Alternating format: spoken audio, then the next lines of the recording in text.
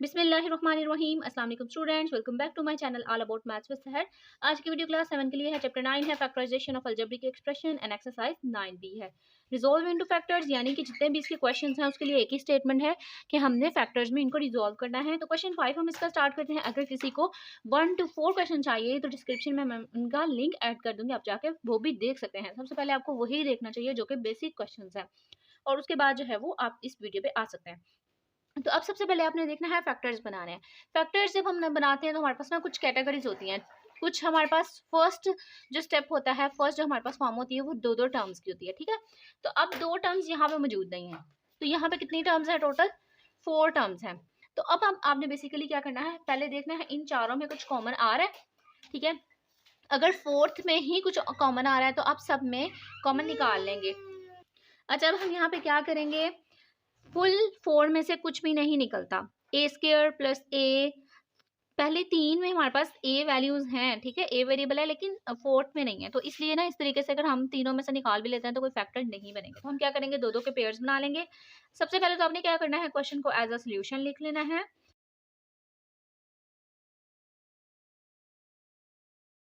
अच्छा, अब हम यहाँ पे क्या करेंगे, दो दो के पेयर्स बना लेंगे ताकि हम दो दो में से कुछ कॉमन निकालें।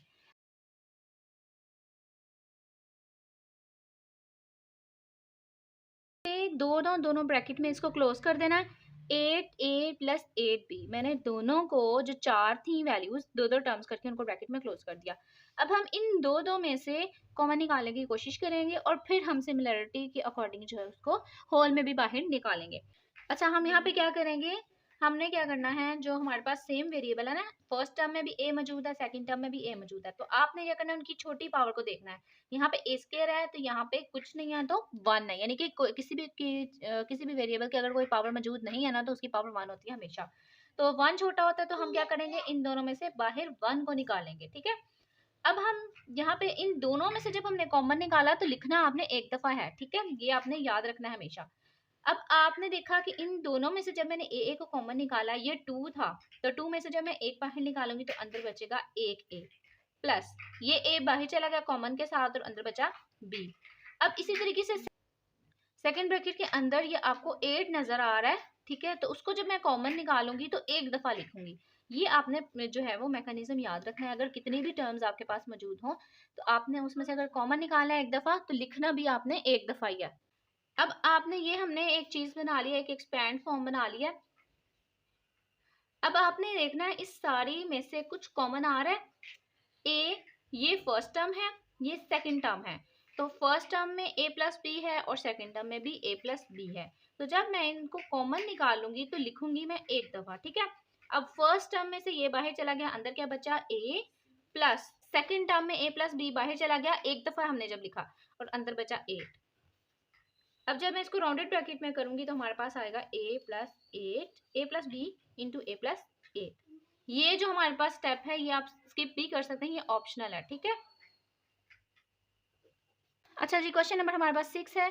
इसमें अब K L minus M N minus N L plus K M, इन चारों में अगर देखा जाए ना तो कुछ भी कॉमन नहीं है। तो मैं क्या करूंगी, पहले क्वेश्चन को एज अ सोल्यूशन लिख लूंगी, उसके बाद इसका प्रोसेस करूंगी।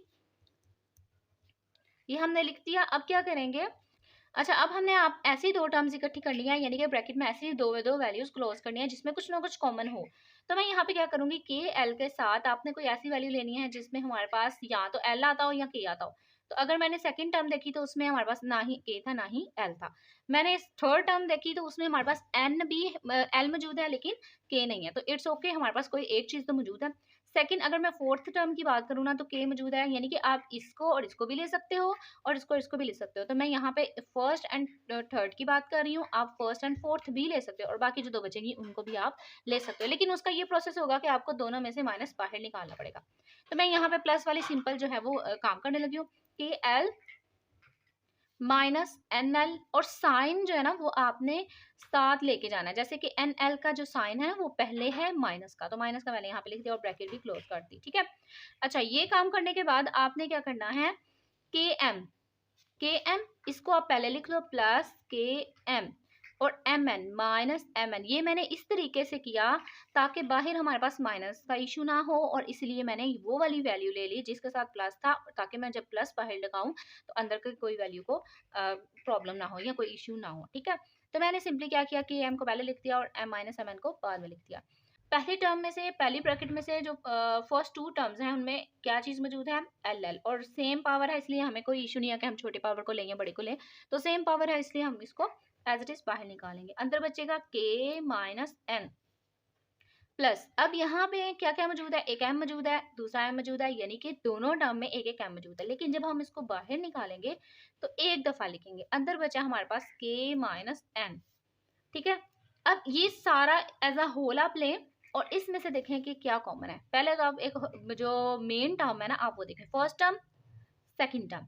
फर्स्ट टर्म में भी के माइनस एन मौजूद है, और फर्स्ट में भी मौजूद है और सेकंड में भी। ठीक है, आप ये नहीं कर सकते कि के आप निकालो अलग से और एन निकालो, आपने एग्जैक्टली डायरेक्ट जो है ना वो आपने निकाली के माइनस एन, के माइनस एन।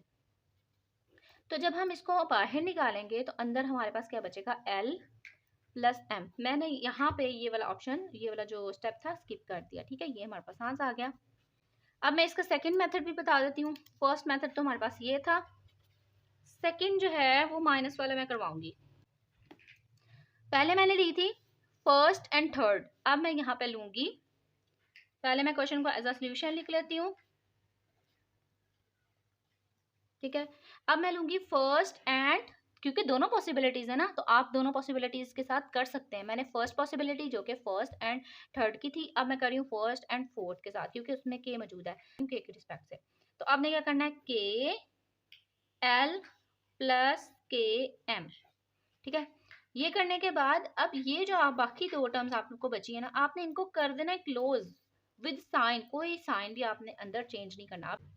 अच्छा, यहाँ पे आप ये जो साइन है ना ये माइनस का, ये है एम एन का, तो वो भी मैंने लिख दिया। ये साइन है एन एल का, तो दोनों साइन मैंने एग्जैक्टली लिखे हैं। इनको आप ये नहीं कर सकते कि minus into M N minus N, वो आपने जो माइनस एम एन का माइनस था वो आपने बाहर लिख दिया होल में, हालांकि वो गलत हो जाएगा। तो आपने यहाँ पे क्या करना है, देखें प्लस माइनस माइनस होता है ना हमारा, ठीक है, माइनस बाहर निकाल दिया। देखें इतने वाले को आप समझे, ठीक है, यहाँ पे आप माइनस को लें और यहाँ पे प्लस की मैं आपको बात बताने लगी हूँ। प्लस माइनस, ये वाला माइनस हमने लिया ना, तो ये माइनस हमारा चला गया अंदर, तो ये प्लस यहाँ पे बच गया बाहर। यानी कि जो इसका छोटा सा स्टेप ये है कि छोटी सी समरी ये है कि जब आपने इनको इकट्ठा अंदर लिख लिया तो बाहर आपने हमेशा प्लस लगाना है। ये चीज आप याद रख लें बस, और उसका मैंने थोड़ा सा आपको मैकेनिज्म भी बता दिया कि यहाँ पे प्लस क्यों आता है।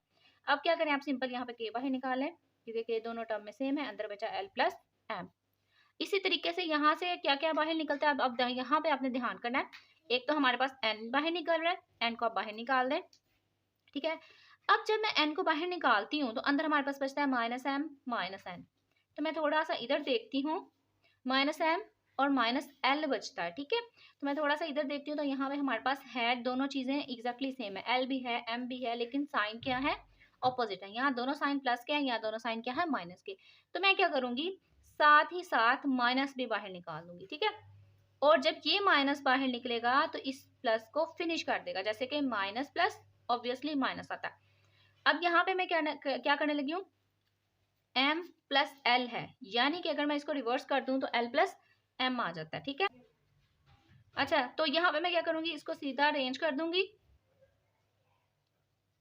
l plus m। अच्छा, ये जो माइनस का मैं एक दफा इसको फिर से क्लियर कर देती हूँ। जब मैंने ये दोनों, जब हमारे पास किसी भी ब्रैकेट के बाहर माइनस आ जाता है ना, तो हम क्या करते हैं, अंदर के सारे साइन ऑपोजिट कर देते हैं। इसी तरीके से जब हमने बाहर माइनस निकालना होता है ना, तो अंदर के सारे साइन भी हम ऑपोजिट कर देते हैं। ठीक है, तो यही मैंने बस काम किया है कि माइनस जब बाहर निकाला है तो अंदर के सारे साइन मैंने ऑपोजिट कर दिए। अब आप सिंपल यहाँ पे क्या करें, आपको एक होल इक्वेशन नजर आ रही है, ये फर्स्ट टर्म, ये सेकेंड टर्म, ये फर्स्ट टर्म, ये सेकेंड टर्म है। फर्स्ट में हमारे पास l प्लस एम है और सेकंड में हमारे पास l प्लस एम है। ठीक है, यानी कि दोनों मौजूद है। तो मैं क्या करूंगी, लिखूंगी एक दफा और अंदर बचा हमारे पास k माइनस एम। तो आप दोनों तरीके से भी कर सकते हैं, आपको जो सही लगा है। मुझे ज्यादा बेस्ट ये लगता है क्योंकि इसमें हम सिंपली जो है वो प्लस प्लस की वैल्यू को लेते हैं और उसको सॉल्व कर लेते हैं। इसमें हमें माइनस निकालना पड़ता है, माइनस के बाद पहले प्लस लिखना पड़ता है, फिर माइनस लिखना पड़ता है और उसको थोड़ा सा रिजॉल्व करके यहाँ पे स्टेप करना पड़ता है।